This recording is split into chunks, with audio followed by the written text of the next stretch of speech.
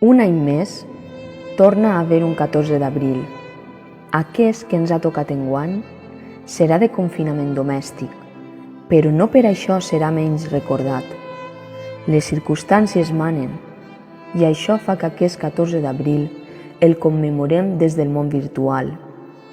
Per aquest motiu, des del PSOE d'Oliva, farem que no siga ni menys emotiu ni més oblidat. D'ahir, del record, naix el títol de l'article La República de Cotlliure. Deixa record a tot un símbol del republicanisme d'esquerres i compromès socialment. Un republicanisme intel·lectual i alhora exemple d'humilitat, fins i tot en l'exili, fins i tot en la forma de morir, fins i tot en la terra que el cobreix, un exemple per al record. Al si d'una democràcia madura com la nostra, té cabuda el debat de si la tomba de Cotlliure hauria de ser buidada? Les seues despulles haurien de ser repatriades? I la pregunta del poeta, com ho rebrien les dues Espanyes?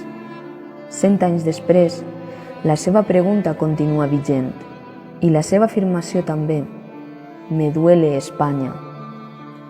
Ben cert és que d'aquella Espanya de la República i de Machado sols queda el nom, però no és menys cert que encara estan les dues Espanyes i, com a prova, l'exhumació del dictador el passat mes de novembre, on afloraren retintades camises blaves, descolorides pel pas del temps democràtic, per no parlar-ne de l'entrada a les Corts Espanyoles de partits que, descolorint el blau, han agafat el color del fruit sec i així ha de romandre, sec.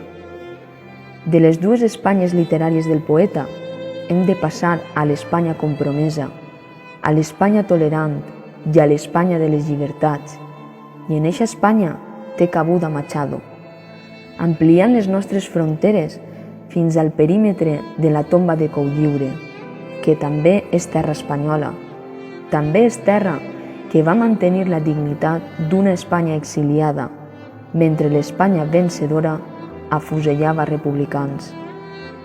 L'Espanya que resta a Cotlliure ha de seguir allí, en la memòria, en el record, com a homenatge de tots aquells republicans i totes aquelles republicanes que varen morir en l'anonimat, però per la llibertat.